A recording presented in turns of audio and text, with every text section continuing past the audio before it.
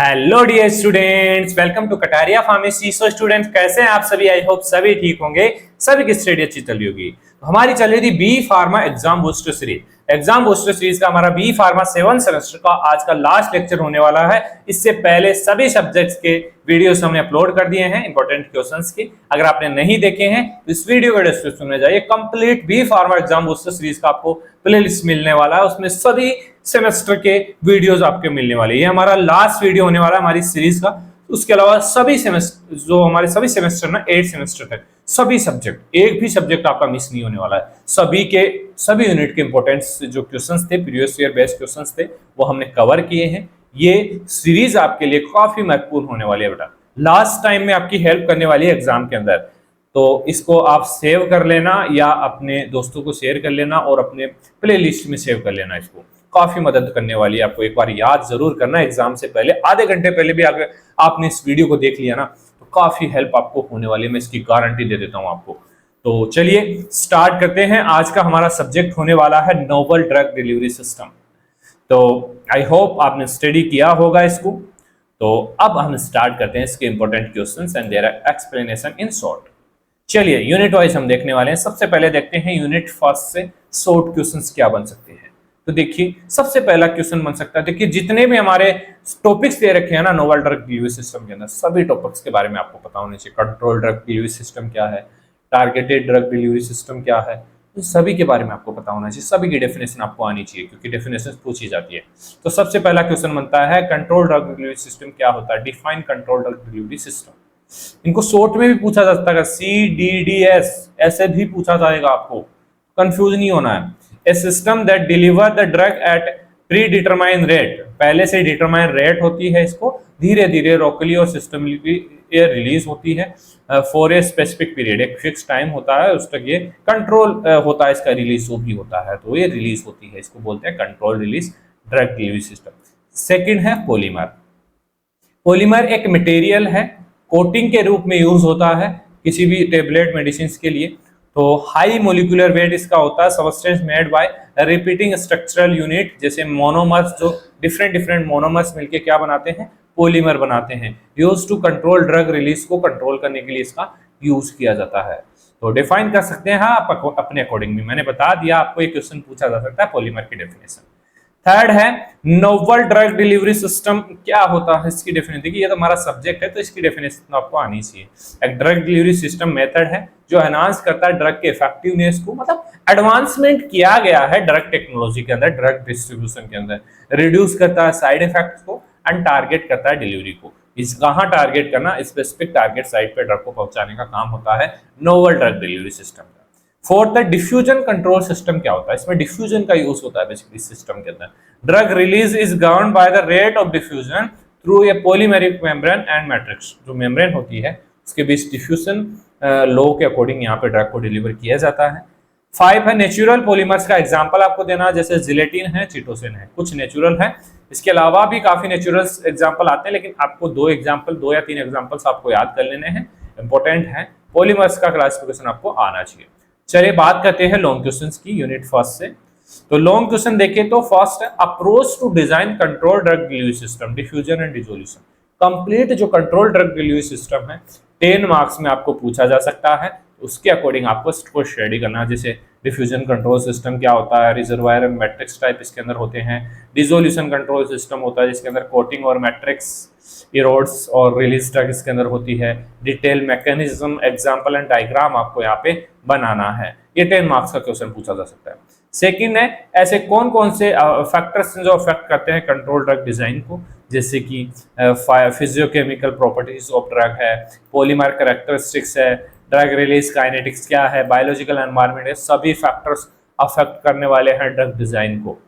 Third है classification of polymer. Polymer का classification आना चाहिए। पॉलीमर पे लॉन्ग क्वेश्चन भी बन सकता है, 5 मार्क्स 7 मार्क्स में क्वेश्चन इसका बन सकता है। सोर्स बेसिकली नेचुरल होते हैं, सेमी सिंथेटिक होते हैं, सिंथेटिक होते हैं, और बायोडिग्रेडेबिलिटी बेसिकली बायोडिग्रेडेबल होते हैं, नॉन बायोडिग्रेडेबल होते हैं। फंक्शन बेसिकली हाइड्रोफिलिक होते हैं, हाइड्रोफोबिक होते हैं, पीएच सेंसिटिव होते हैं। कंप्लीट आपको डिटेल में स्टडी कर लेना है।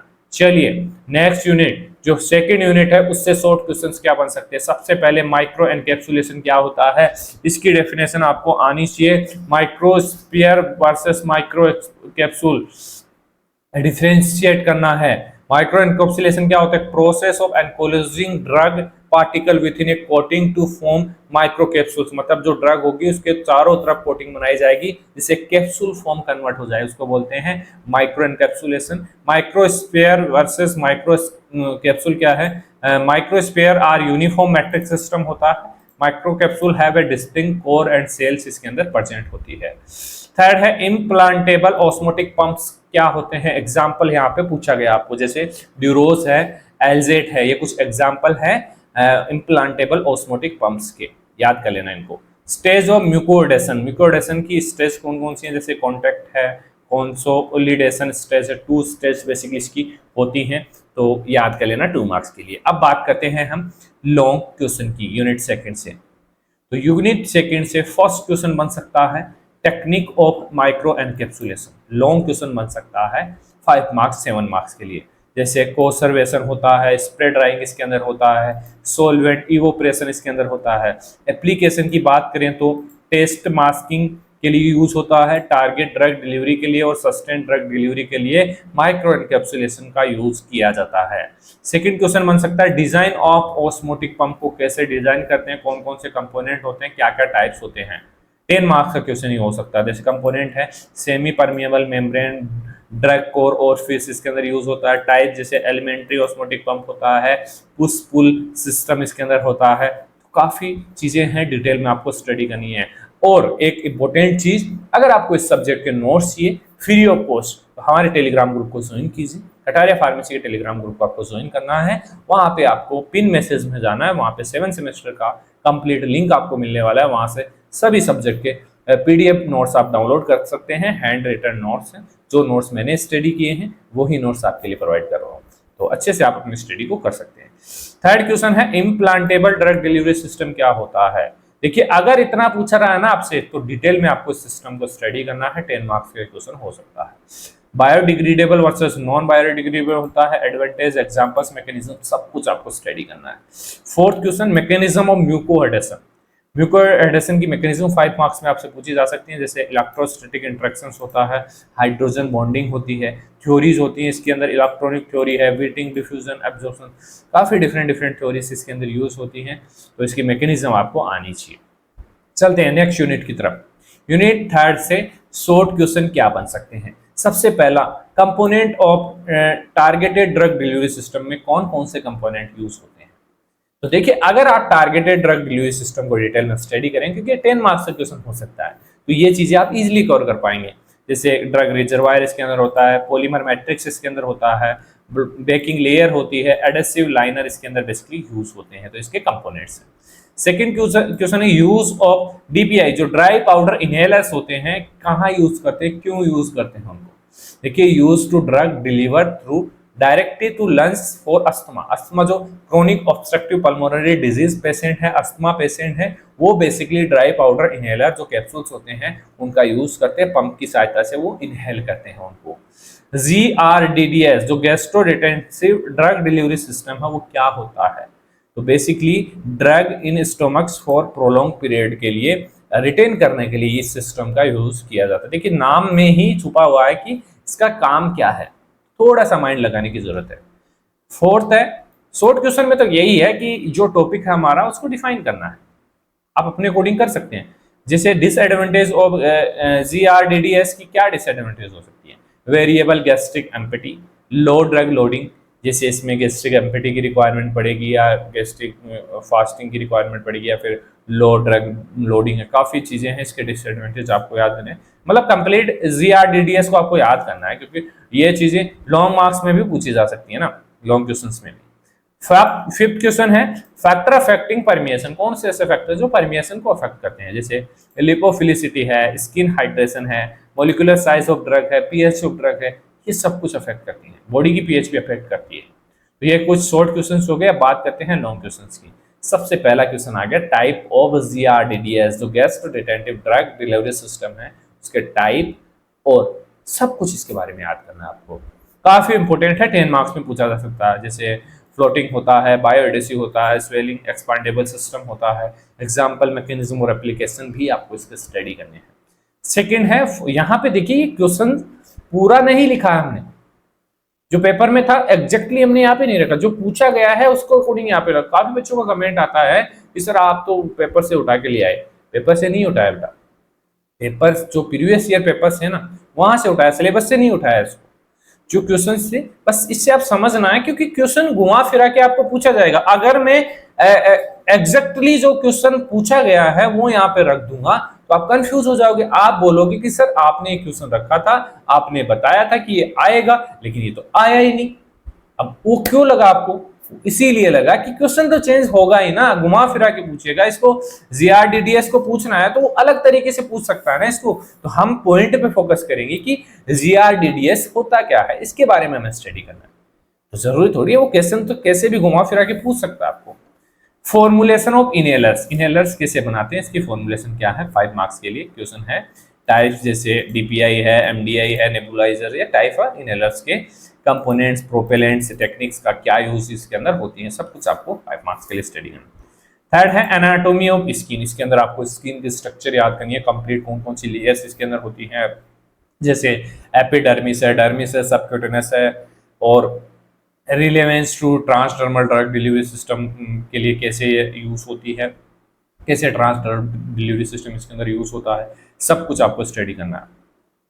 फोर्थ क्वेश्चन है permeation plus transdermal drug delivery component, combined discussion on skin permeability and TDS part. यहाँ पे कंबाइंड में आपको क्वेश्चन पूछा, ये 10 मार्क्स का क्वेश्चन है। यहाँ पे स्किन के बारे में आपको लिखना है और ट्रांसडर्मल ड्रग डिलीवरी सिस्टम के बारे में भी आपको लिखना है इसके अंदर। लास्ट क्वेश्चन है इसके अंदर पल्मोनरी ड्रग डिलीवरी सिस्टम, तो इसके एडवांटेज, मैकेनिज्म वगैरह सब कुछ आपको लिखनी है, जैसे rapid onset, low systemic effects, mechanism of drug deposition in lungs. Pulmonary से आप समझ रहे हैं ना, लंग्स के अंदर जो ड्रग होती है, इनहेलर्स होते हैं, उनको पल्मोनरी ड्रग डिलीवरी सिस्टम से दिया जाता है।